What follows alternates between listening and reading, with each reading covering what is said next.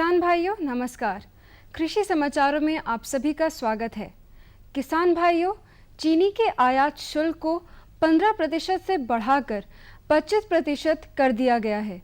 इस बढ़ोतरी से चीनी मिलों को बड़ी राहत मिली है, मगर इसका असर आगामी त्योहारी सीजन में चीनी की कीमतों पर पड़ सकता है। चीनी की कीमतें बढ़कर त्योहारों की मिठास फीकी कर सकती है। केंद्र सरकार ने गन्ने के समर्थन मूल्य में 10 रुपये की वृद्धि करते हुए नए पेराई सत्र में गन्ना की मूल्य 230 रुपये प्रति क्विंटल घोषित कर दिया है। यह तब भी है कि केंद्र सरकार द्वारा घोषित समर्थन मूल्य पर राज्य सरकारें अपनी सुविधा के अनुसार प्रोत्साहन मूल्य भी घोषित करती है। गत वर्ष उत्तर प्रदेश सरकार ने 220 रुपये समर्थन मूल्य के सापेक्ष 60 रुपये प्रोत्साहन मूल्य प्रदान किया है। इस बार किसानों के संगठन गन्ने का मूल्य 350 रुपये घोषित करने की मांग कर रहे हैं। उत्तर प्रदेश सरकार ने प्रदेश के सभी जिलों की सहकारी दुग्ध संघों, समितियों एवं जिला दुग्ध प्रबंधकों को कड़े निर्देश दिए हैं कि दुग्ध समितियों को दूध की बिक्री करने वाले किसानों एवं ग्रामीणों को उनके दूध के मूल्य का पूरा भुगतान जल्द से जल्द कर दें। मूल्य का भुगतान शीघ्र न होने की शिकायत मिलने पर दंडात्मक कार्यवाही की जाएगी। इस वर्ष पशुधन विकास परिषद ने उत्तर प्रदेश के दुधारू पशुओं के कृत्रिम गर्भाधान का लक्ष्य 65 लाख पशु सुनिश्चित किया है। परिषद के अधीन सभी पशु प्रजनन एवं संवर्धन प्रक्षेत्र उच्च कोटि के गुणवत्ता वाले सीमेन स्टोर के रूप में कार्य करेंगे। वर्तमान में चक गंजरिया, बाबूगढ़ और मुरादाबाद में सीमेन उत्पादन केंद्र स्थापित किए गए हैं तथा सीमेन बैंक के रूप में मुख्यतः गोरखपुर, वाराणसी, लखनऊ, मुरादाबाद और आगरा के फार्म हाउस को चुना गया है। इसके अतिरिक्त गाजियाबाद, बरेली, फैजाबाद, कानपुर, गोंडा, इलाहाबाद, झांसी एवं मुजफ्फरनगर के सीमेन उपकेंद्र स्थापित किए गए हैं। उत्तर प्रदेश के किसानों की आय को बढ़ाने के उद्देश्य से प्रदेश में मंडी परिषद द्वारा 1590 एग्रीकल्चर मार्केटिंग हब के निर्माण के लिए 441.01 करोड़ रुपए की स्वीकृति प्रदान की गई है। सरकार द्वारा हब के जरिए किसानों को कृषि उत्पाद क्रय विक्रय करने के लिए प्रत्येक 100 वर्ग किलोमीटर क्षेत्रफल के लिए 10 किलोमीटर की अंतराल पर एक मंडी स्थल उपलब्ध कराए जाने का निर्णय लिया जा चुका है। इन एग्रीकल्चर मार्केटिंग हबों के निर्माण के लिए भूमि की व्यवस्था निःशुल्क की जानी है। प्रत्येक मार्केटिंग हब में 10 सी टाइप की दुकानें, 10 छायादार नीलामी चबूतरे, 2 इंडिया माँ का हैंडपंप, खड़ंजा आदि के विकास के साथ विद्युतीकरण का कार्य कराया जा रहा है। कृषि विभाग उत्तर प्रदेश द्वारा दिए गए आंकड़ों के अनुसार प्रदेश में कुल धान की रोपाई आच्छादन लक्ष्य 60.45 लाख हेक्टेयर के सापेक्ष 55.39 लाख हेक्टेयर में हुई है, जो आच्छादन लक्ष्य का 91.63% है।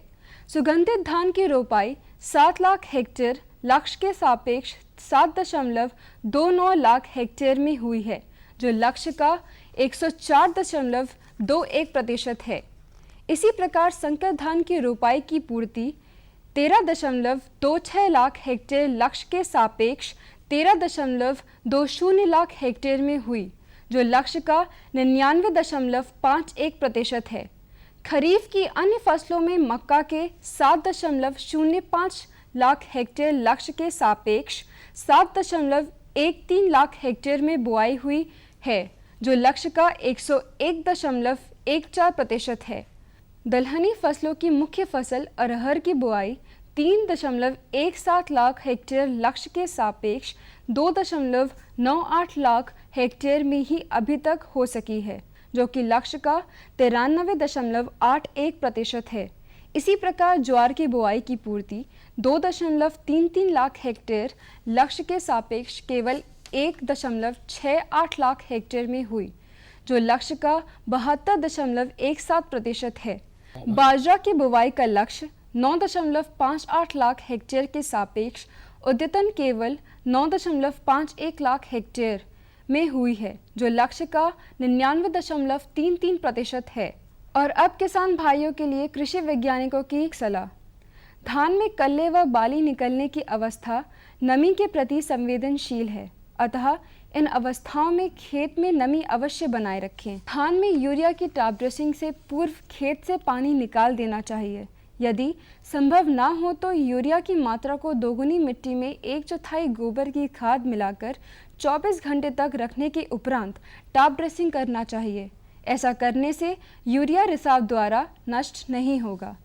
जिन क्षेत्रों में वर्षा सामान्य से कम हुई है वहां सूखा के प्रति सहनशीलता बढ़ाने के लिए 2.5 किलोग्राम यूरिया एवं 2.5 किलोग्राम पोटाश को 600 से 800 लीटर पानी में घोल बनाकर खड़ी फसल के प्रति हेक्टेयर की दर से छिड़काव करें।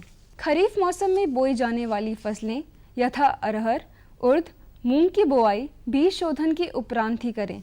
अरहर की प्रजातियों PDA 11 तथा बाहर के साथ उड़द या मूंग की कम अवधि की प्रजातियों की सहफसली खेती करें। धान व अन्य खरीफ फसलों में जल उपयोग क्षमता बढ़ाने के लिए खरपतवार नियंत्रण का विशेष ध्यान दिया जाए। खरपतवार नियंत्रण हेतु निकाय गुड़ाई के साथ तथा यथासंभव पैडीवीडर का प्रयोग करें। यदि कृषक अरहर की बुआई अभी तक नहीं कर सके हैं तो अरहर की प्रजातियों PDA 11, पूसा 9 व पूर्वी उत्तर प्रदेश में बाहर प्रजाति की बुवाई अभी भी कर सकते हैं। मूंगफली में टिक्का रोग लगने का समय है, अतः सतर्क रहें। प्रकोप होने पर मैनकोजेब, जिंक मैग्नीज कार्बोमेट 2 किलोग्राम या जिनेब 75% घुलनशील चूर्ण 2.4 किलोग्राम अथवा जीरम 27% तरल के 3 लीटर अथवा जीरम 80% के 2 किलोग्राम 2 से 3 छिड़काव 10 दिन के अंतर पर करें। इस समय सब्जियों में कीड़ों का प्रकोप सर्वाधिक होता है, अतः इससे बचाव हेतु नीम आधारित उत्पादों, वर्मी वॉश अथवा संस्तुति के अनुरूप कीटनाशकों का प्रयोग करें। परवल की गांठ युक्त लताओं की रोपाई करें। शकरकंद की संस्तुत प्रजातियों का कंद लगाएं ताकि समय से लताएं मिल सके। खरीफ प्याज की प्रजातियां N53 की एग्रीफाउंड की रोपाई 15x10 सेंटीमीटर पर करें। पशुओं में खुरपका, मुंहपका की रोकथाम हेतु FMD तथा गला घोटू बीमारी की रोकथाम हेतु HS वैक्सीन का टीकाकरण तुरंत कराएं। बकरियों को पोकनी रोग से बचाव हेतु PPR की टीकाकरण कराया जाए। और आइए अब एक नज़र डालते हैं कृषि उत्पादों के मंडी भाव पर।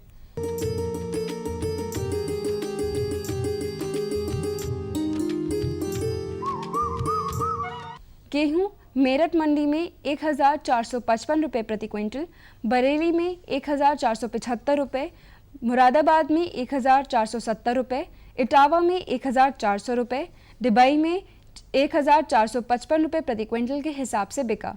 चावल मेरठ में 2140 रुपये, बरेली में 2160 रुपये, मुरादाबाद में 2100 रुपये, इटावा में 2160 रुपये और डिबाई में 2020 रुपये प्रति क्विंटल के हिसाब से बिका। चना मेरठ में 3280 रुपये, बरेली में 3040 रुपये, मुरादाबाद में 3175 रुपये, इटावा में 2850 रुपये, डिबाई में 3360 रुपये प्रति क्विंटल के हिसाब से बिका। गुड़ मेरठ में 3000 रुपये, बरेली में 3150 रुपये, मुरादाबाद में 3000 रुपये, इटावा में 3500 रुपये और डिबाई में 2975 रुपये प्रति क्विंटल के हिसाब से बिका। और अब मंडी में सब्जियों के भाव। आलू मेरठ में 1520 रुपये, बरेली में 1680 रुपये, मुरादाबाद में 1650 रुपये, इटावा में 1750 रुपये, डिबाई में 1650 रुपये प्रति क्विंटल के हिसाब से बिका। प्याज मेरठ में 1620 रुपये, बरेली में 1700 रुपये, मुरादाबाद में 1400 रुपये, इटावा में 1700 रुपये, डिबाई में 2025 रुपये प्रति क्विंटल के हिसाब से बिका। टमाटर मेरठ में 2370 रुपये, बरेली में 2880 रुपये, मुरादाबाद में 3100 रुपये, इटावा में 3750 रुपये और डिबाई में 2500 रुपये प्रति क्विंटल के हिसाब से बिका। बैंगन मेरठ में 1120 रुपये, बरेली में 1000 रुपये, मुरादाबाद में 750 रुपये, इटावा में 1000 रुपये और डिबाई में 525 रुपये प्रति क्विंटल के हिसाब से बिका। और अब मंडी में फलों के भाव। केला मेरठ में 1,665 रुपये, बरेली में 2,250 रुपये, मुरादाबाद में 1,200 रुपये, इटावा में 2,600 रुपये और डिबाई में 1,630 रुपये प्रति क्विंटल के हिसाब से बिका। सेब मेरठ में 6,020 रुपये, बरेली में 5,400 रुपये, मुरादाबाद में 4,450 रुपये, इटावा में 7,800 रुपये और डिबाई में 5,200 रुपये प्रति क्विंटल के हिसाब से बिका। तो किसान भाइयों, ये थे आज के कृषि समाचार और मंडी भाव। अगले अंक में आपसे फिर होगी मुलाकात, तब तक के लिए नमस्कार। और बताओ बस। अरे ये क्या भैया जी, बस इतनी सी रासायनिक खाद? किसानी छोड़ रहे हो क्या? किसानी नहीं, नादानी छोड़ रहे हैं। मिट्टी की जांच कराई है। अब तो लालाजी जितनी जरूरत है उतने ही उर्वरक खेत में डालेंगे। हाँ, किसान भाई आज ही अपने जिले की नजदीकी भूमि परीक्षण प्रयोगशाला में मिट्टी की जांच जरूर करवाएं और मिट्टी में पोषक तत्व, नमी व पौधे के विकास को देखते हुए केवल जरूरत के अनुसार ही पोषक तत्व डालें। और हाँ, मिट्टी में गंधक, जस्ता, बोरोन जैसे सूक्ष्म पोषक तत्वों का पता लगाना भी न भूलें। उर्वरक और जैविक खाद के सही उपयोग से भूमि का उपजाऊपन बनाए रखें, उत्पादकता बढ़ाएं, खर्चा घटाएं और बहुमूल्य विदेशी मुद्रा बचाने में भी सहयोग दें। और हाँ, धीमी गति से नाइट्रोजन उपलब्ध कराने वाले उर्वरकों जैसे नीम लेपित यूरिया को प्राथमिकता दें और यूरिया का पत्तों पर छिड़काव करें। अरे वाह, तू तो सचमुच समझदार हो गया रे। अधिक जानकारी के लिए संपर्क करें जिला कृषि अधिकारी या किसान कॉल सेंटर। अम्मा खाना दे दो ना। सबर कर गोलू, अभी दाल नहीं गली है। तू फिक्र ना कर गोलू की अम्मा, अब की बार अपनी दाल खूब गलेगी। क्या मतलब जी? अब की बार NFSM के तहत दाल की पैदावार को बढ़ाने के तरीकों को दिखाने के लिए देश में 1000 क्षेत्र चुने गए हैं, जिसमें हमारा इलाका भी आ गया है। पर इससे हमें क्या फायदा? हमें 5 एकड़ खेती के लिए खाद और कीटनाशक के अलावा बढ़िया बीजों की एक मिनी किट भी मिलेगी। इतनी दाल का करेंगे क्या जी? अरे भगवान, सरकार ने दलहन का समर्थन मूल्य भी खूब बढ़ा दिया है और इनकी खरीद का भी पूरा इंतजाम कर लिया है। इससे आमदनी बढ़ेगी और फिर हमारा गोलू अच्छे स्कूल में जाकर के कृषि वैज्ञानिक बनेगा। हाँ जी जी जी। किससे बात कर रहे थे इतना हंस हंस कर? किसान कॉल सेंटर में विशेषज्ञ से खेती के बारे में सलाह ले रहा था। सुबह भी, रात को भी? किसान कॉल सेंटर सुबह 6 बजे से रात को 10 बजे तक खुलता है। रविवार को भी? साल के 365 दिन खुलता है। पर तुम ये सब क्यों पूछ रही हो? मैं तो कुछ और ही समझी थी। कृषि संबंधी समस्याओं का अपनी भाषा में तुरंत समाधान पाने के लिए पूरे भारत में किसी भी फोन से राष्ट्रीय हेल्पलाइन नंबर 1800-180-1551 पर संपर्क करें। आज तो वसूली करके ही जाऊंगा। घनश्याम, अरे ओ घनश्याम। वो तो स्कूल गए हैं। स्कूल गया है। अरे बहाना तो ढंग का बनाती। हाँ लाला, मैं स्कूल ही गया था, फार्म स्कूल, जहाँ किसानों को सिखाई जाती है खेतों में पैदावार बढ़ाने की हर बात, जैसे मिट्टी के हिसाब से सही खाद, बढ़िया बीज और जरूरत के मुताबिक कीटनाशक, ताकि कम लागत में अधिक मुनाफा। ये पकड़ लाला, तेरा हिसाब साफ।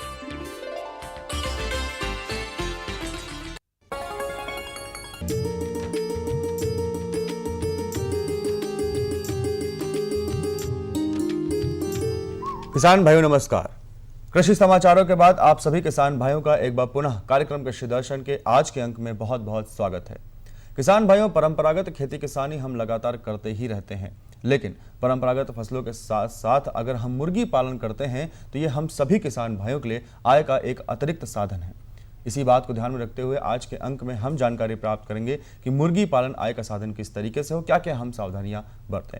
और इस विषय को विस्तार से बताने के लिए हमारे साथ मौजूद हैं नरेंद्र देव कृषि एवं प्रौद्योगिकी विश्वविद्यालय फैजाबाद से सह प्राध्यापक डॉक्टर अनिल कुमार राय जी। आइए उनका स्वागत करते हैं। डॉक्टर साहब, बहुत बहुत स्वागत है कार्यक्रम कृषि दर्शक में। मैं अपने सभी किसान भाई तरफ जानना चाहता हूं कि अगर हम आय के साधन की दृष्टिकोण से देखें तो ये जो मुर्गी पालन किस प्रकार लाभदायी है हम सभी किसान भाइयों के लिए?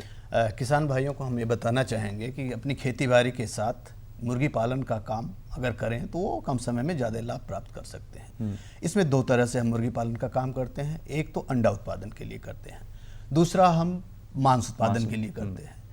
किसान भाई इस चीज़ का ध्यान रखें कि अंडे उत्पादन के लिए अगर हम मुर्गी पालन का काम शुरू करते हैं तो उसमें ज़्यादा समय लगेगा और कम से कम 4 से 5 महीने बाद उसमें आपको आय मिलेगी। लेकिन अगर आप मांस उत्पादन वाली मुर्गियों का पालन पोषण शुरू करना चाहते हैं तो उसमें 30 से 35 दिन 40 दिन में आप जितना पूंजी लगाएंगे वो पैसा आपको वापस मिल जाएगा और कम समय में हर महीने उससे आपको आय मिलती रहेगी। तो उसमें आपको ये निर्णय लेना है कि कौन सा मुर्गी पालन करना चाहते हैं।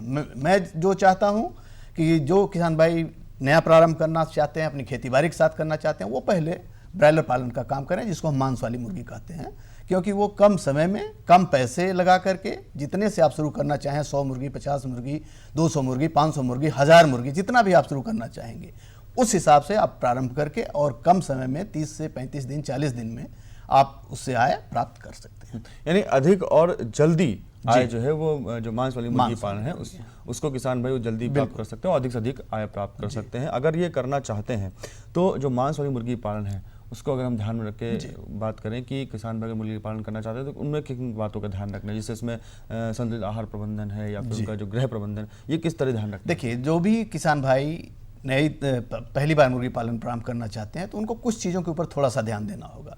एक तो सबसे पहली बात, जहाँ भी मुर्गी पालन आप प्रारंभ करने जा रहे हैं वो आपकी बाजार के पहुँच में हो, वहाँ आने जाने के रास्ते ठीक हों, पानी न लगता हो, और जो मुर्गी के लिए जो घर बनाएंगे वो उसके ऊपर थोड़ा सा ध्यान देने की बात है, वो पूर्व पश्चिम दिशा में लंबाई चौड़ाई में हो और एक मुर्गी के लिए कम से कम 1 वर्ग फीट स्थान आपको देना पड़ेगा।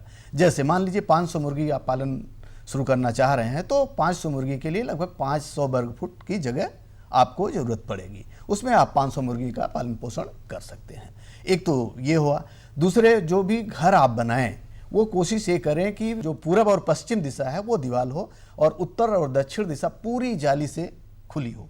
नीचे जो जमीन है उससे लगभग 10 इंच तक आप दीवार खड़ी करें, उसके ऊपर पूरी जाली होनी चाहिए जिससे हवा का आवागमन अच्छा हो और मुर्गियों को किसी प्रकार की कोई परेशानी किसी भी सीजन में, चाहे जाड़ा हो या गर्मी हो या बरसात हो, कोई सी परेशानी न हो। तो इस चीज़ का ध्यान रखना पड़ेगा।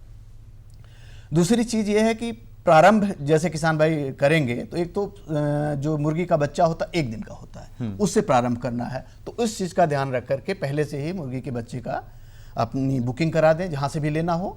उसको प्राप्त करने से पहले घर की जहाँ पे उसको पालना है सारी तैयारी कर लें। उसके लिए गर्मी कितना देना है, उसको किस तरह से खाना पानी देना है, उसको किस तरह से प्रकाश देना है। जिसे इस समय अगर कोई पालन पोषण करना चाहता है तो उसको अलग से तापमान बहुत ज़्यादा देने की आवश्यकता नहीं पड़ेगी। लेकिन अगर जाड़े में कोई शुरू करता है तो कम से कम 95 डिग्री फ़ारेनहाइट तापमान हर समय उसको चाहिए, लगभग 3 सप्ताह तक। तो इस चीज़ का हमारे किसान भाई ध्यान रखेंगे तो इसका भी प्रबंधन पहले से किसान भाइयों को 12 महीने के हिसाब से करना पड़ेगा, नंबर 1। दूसरे, मुर्गी का बच्चा आ गया तो उसमें उनको क्या हम खुराक देंगे। पहले तो उनको विभिन्न बीमारियों से बचाव के लिए जो टीके लगते हैं वो पहले से लग करके, कुछ टीके हैं हैचरी से लग के आते हैं। दूसरा, उनको जो जहाँ रखते हैं, रखने से पहले उस घर का तापमान कम से कम 95 डिग्री फ़ारेनहाइट हो जाना चाहिए। 95 डिग्री फ़ारेनहाइट से हमारा मतलब ये है कि उसमें इतनी गर्मी हो कि जैसे हम लोगों को मार्च में या होली के आसपास गर्मी लगती है उतनी गर्मी हर वक्त होनी चाहिए। इस चीज़ का हमारे किसान भाई ध्यान रखेंगे। उसमें फिर बच्चा डालेंगे। बच्चा जब डालते हैं उससे पहले उसमें पानी का प्रबंधन कर लेना चाहिए। बच्चा डालने से पहले पानी उसमें लगा लें। 100 मुर्गियों पे कम से कम 3 पानी का बर्तन होना चाहिए जो बच्चे होते हैं। आप ये समझ सकते हैं कि जितने बर्तन आप रखेंगे, अगर एक साथ 100 बच्चा डाल रहे हैं तो 100 बच्चे एक साथ पानी पीने लगें तो वो प्रबंधन अच्छा कहलाता है। तो इस चीज़ का ध्यान रखें। उसमें कुछ एंटीबायोटिक जो बाजार से आप क्रय कर लें और कुछ विटामिन्स, जैसे विटामिन बी कॉम्प्लेक्स है, विटामिन ए है, तो ये हम शुरू में 3-4 दिन तक देते हैं जिससे उनको आगे चल के किसी प्रकार की बीमारी या कोई और समस्या न आए। तो इस चीज़ का किसान भाई को ध्यान रखना। अच्छा, जो अंडे वाले मुर्गी पालन करते हैं उसमें भी लगभग समान बिल्कुल देनी चाहिए। ये शुरू का जो ब्रूडिंग पीरियड जो होता है, जो अंडे वाली मुर्गियां हैं वो 0 से 8 सप्ताह तक होता है। जो हम ब्रायलर का पालन पोषण करते हैं वो लगभग 5 सप्ताह में हम उसको सेल आउट कर देते हैं, बेच देते हैं। बस इतना अंतर है। और जो मुर्गी पालन है फिर 8 सप्ताह से लेकर के 15 सप्ताह तक ग्रोअर मुर्गी होती है, लेयर कहते हैं, जिनकी बढ़त होती है। उस समय उनको दूसरा राशन हम देते हैं जिसको हम ग्रोवर फीड कहते हैं या वर्धक आहार कहते हैं। उसमें लगभग 16% प्रोटीन की आवश्यकता पड़ती है। उसके बाद 15 सप्ताह से 14-15 सप्ताह बाद जब वो अंडा देना शुरू करती हैं तो उनका आहार हम बदल देते हैं, तो उसको हम लेयर आहार कहते हैं। उसमें लगभग 17 से 18% प्रोटीन होती है।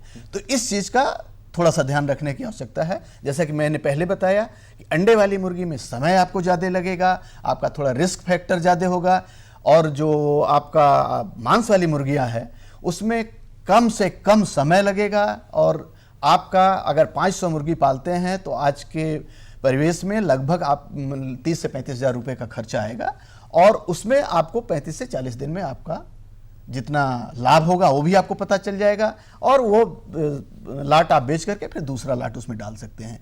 इस तरह से एक ही जगह से अगर किसान भाई मांस वाली मुर्गी का पालन करें तो कम से कम 8 से 10 बार उसी जगह से फसल एक साल में ले सकते हैं।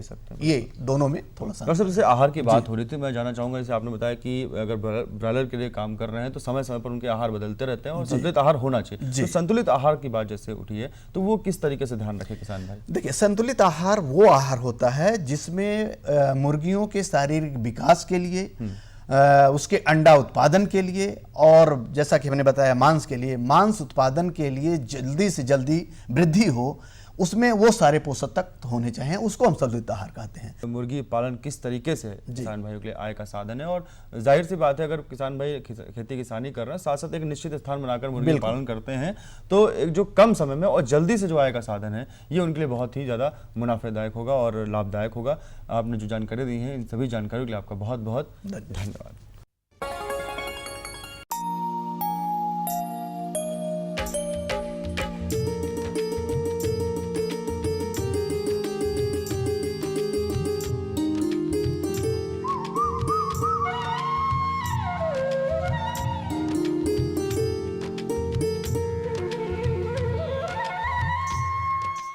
नमस्कार। खेती किसानी के बाद प्रस्तुत हैं मौसम समाचार। पिछले सप्ताह प्रदेश का अधिकतम तापमान 38 डिग्री सेल्सियस तथा न्यूनतम तापमान 25 डिग्री सेल्सियस दर्ज किया गया। पिछले दिनों के मुकाबले अधिकतम तापमान 2 डिग्री सेल्सियस अधिक तथा न्यूनतम तापमान सामान्य रहा। प्रदेश के अधिकांश क्षेत्रों में लगातार उमस भरी गर्मी बनी रहने से लोग काफ़ी परेशान रहे। वायु दिशा पूर्व से पूर्वोत्तर तथा गति 6 से 8 किलोमीटर प्रति घंटा दर्ज की गई। मौसम विभाग के पूर्वानुमान के अनुसार आगामी 48 घंटों में प्रदेश के कुछ स्थानों पर आसमान में हल्के बादल छाए रहेंगे तथा अन्य स्थानों पर खिली धूप रहने से मौसम शुष्क बने रहने की संभावना है। अधिकतम तापमान में अभी और बढ़ोतरी होने की संभावना है। किसान भाइयों, मौसम वैज्ञानिकों की आपको सलाह है कि इस मौसम में तेज धूप और बारिश न होने की वजह से मौसम लगातार शुष्क बना हुआ है। ऐसे में खेतों में नमी बनाए रखने के लिए बोई गई सभी प्रकार की फसलों में सिंचाई करें तथा आवश्यकता अनुसार नत्रजन का छिड़काव करें।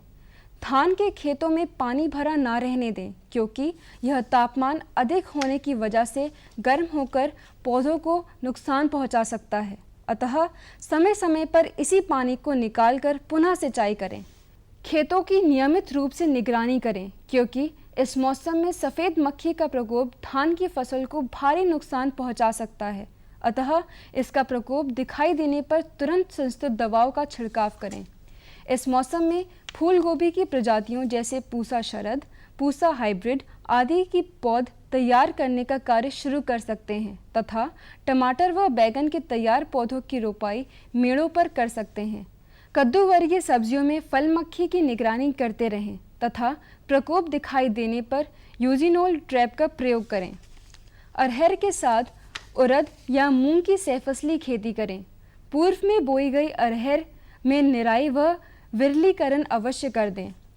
इस मौसम में उड़द व मूंग के पौधों की पत्तियों पर सुनहरे चकत्ते पड़ जाने की दशा में या पूरी पत्तियां पीली पड़ रही हों तो यह पीला चित्रवर्ण रोग के लक्षण हैं, जो सफ़ेद मक्खियों के कारण फैलता है। ऐसे पौधों को उखाड़कर नष्ट कर दें। आम के बागों में इस समय जाला रोग का प्रकोप तेजी से फैल रहा है। यह रोग फैलाने वाले टेंट कैटरपिलर का प्रकोप कम करने के लिए पेड़ों से जाले को साफ करें तथा प्रभावित टहनियों को काटकर कीड़ों सहित जला दें। यदि प्रकोप अधिक हो तो संस्तुत कीटनाशकों का प्रयोग करें। समय से लताए पानी के लिए इस समय शकरकंद की संस्तुत प्रजातियों के कंद लगाएं। शरदकालीन गन्ने की खेती में इस मौसम में गन्ने को गिरने से बचाने के लिए बंधाई का कार्य शुरू करें। मेंथा की जड़ों की बुवाई के लिए मौसम अनुकूल है, अतः खेत की तैयारी उपरांत उचित नमी में जड़ों की बुवाई प्रारंभ करें। तो किसान भाइयों, ये थे आज के अंक के मौसम समाचार। अगले अंक में मौसम संबंधी कुछ और नई जानकारियों के साथ हम फिर उपस्थित होंगे। तब तक के लिए नमस्कार।